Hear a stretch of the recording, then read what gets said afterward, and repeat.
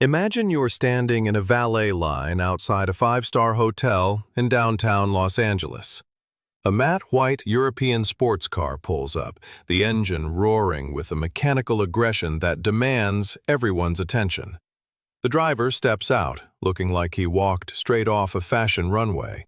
He is wearing a designer hoodie that retails for $900, limited edition sneakers worth $2,000, and a watch that glistens under the streetlights like a small constellation of diamonds.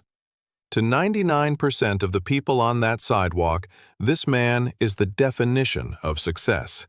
He has made it. He is the vision of the American dream realized. But if you could perform a forensic audit on this man's life, the reality would make your stomach turn.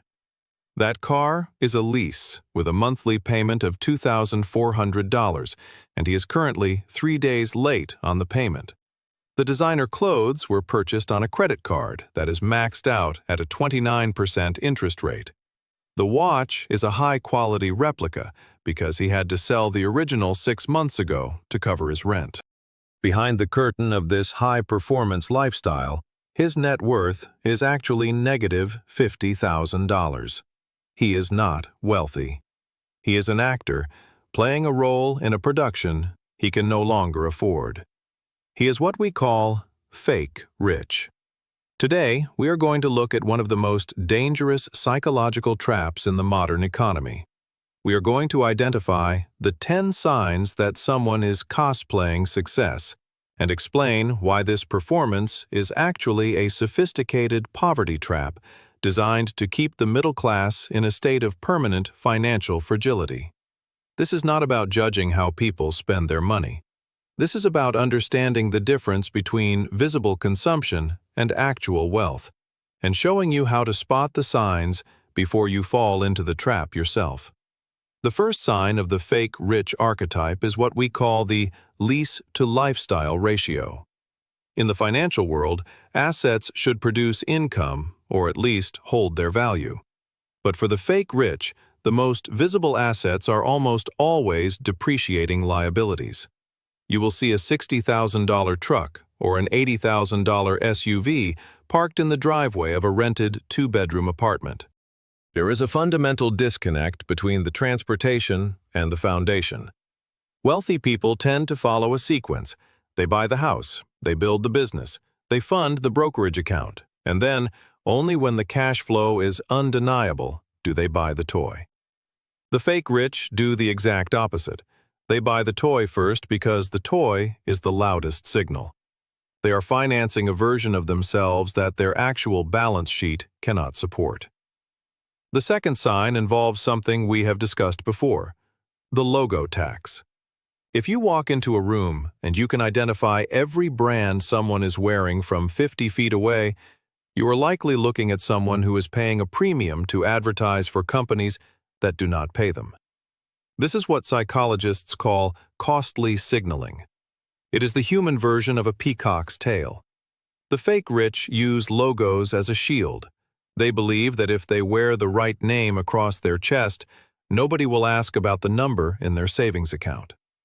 Research on actual millionaires shows that the typical wealthy individual rarely spends more than $300 on a single item of clothing.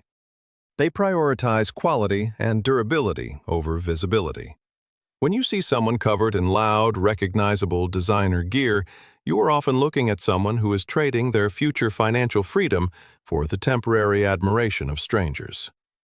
The third sign is the checking account panic.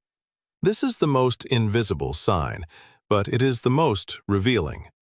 A person who is fake rich lives in a state of constant, low-level atmospheric pressure. They have the sports car and the designer gear, but they are one check engine light away from a crisis. If the water heater explodes or the cat needs an emergency vet visit, their first instinct isn't to pull from a dedicated savings account. Their first instinct is to reach for a credit card or to ask about a payment plan.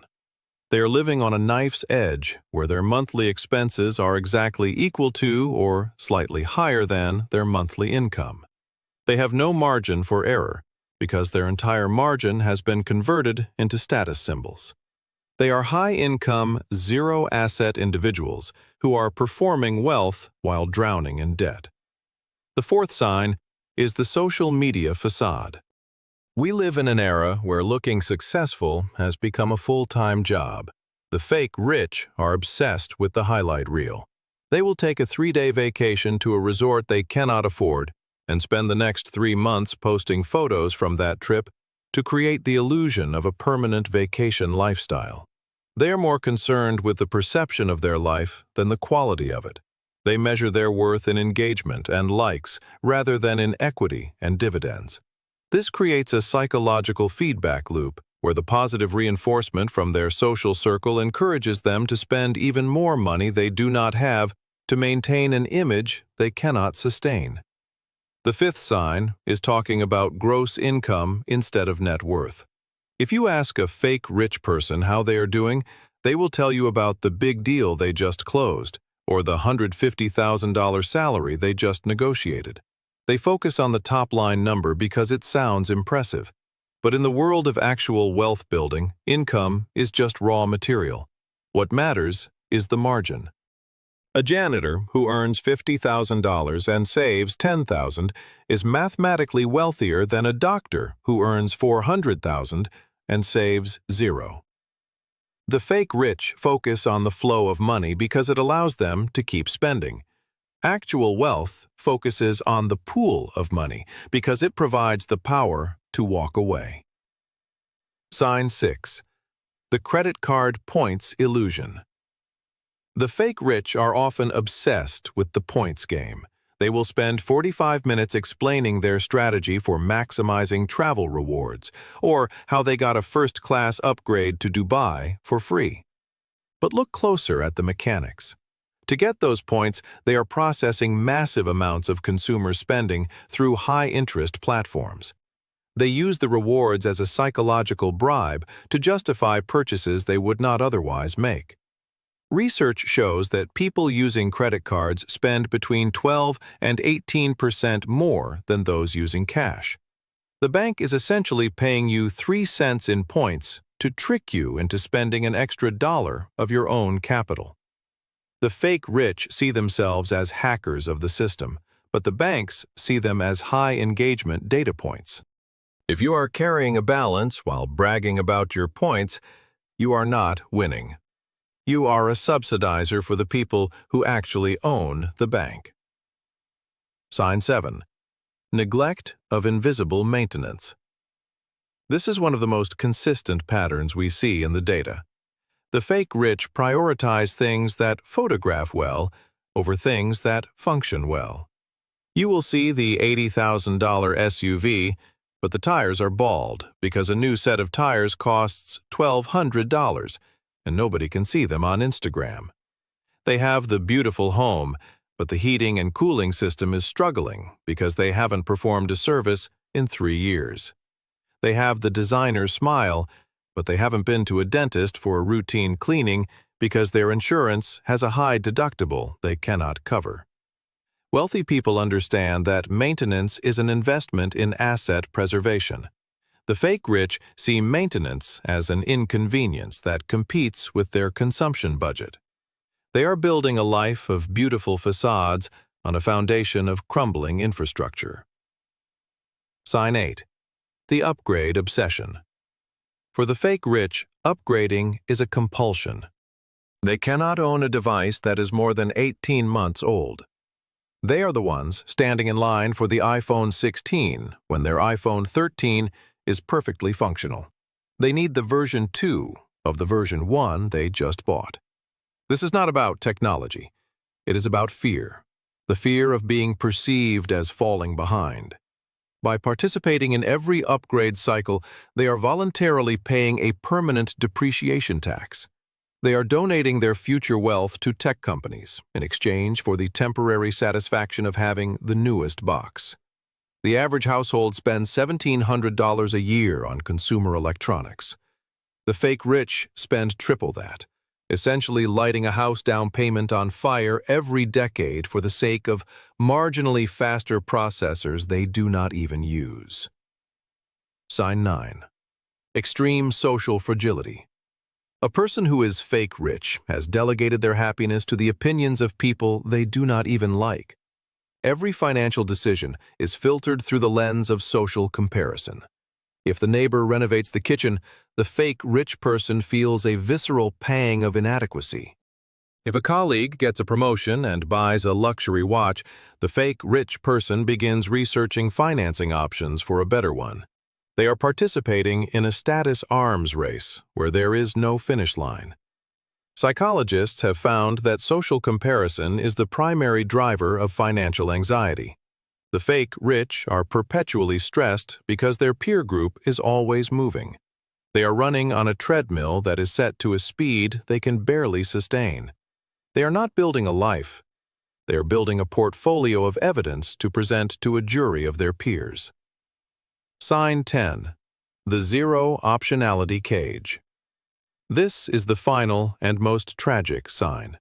Despite their high income, the fake rich have zero freedom. Because their fixed costs are so high, the lease, the mortgage, the private school tuition, the country club membership, they are chained to their current salary. They cannot take a career risk. They cannot start a business. They cannot even take a 3-month break to prevent burnout because they are 3 weeks away from a total financial collapse. They have the appearance of the top 1%, but they have the structural stability of a precarious freelancer. They are high-performance engines running without a drop of oil. Wealthy people use their money to buy time. The fake rich use their time to buy things. And because things lose value while time disappears, they end up with a closet full of clothes and a life full of regret. But here is the most expensive part of being fake rich. It is what I call the performance premium. Just like there is a poverty premium where the poor pay more for toilet paper and car repairs, there is a status premium where the performers pay more for the exact same life. When you prioritize the show, you lose the ability to negotiate.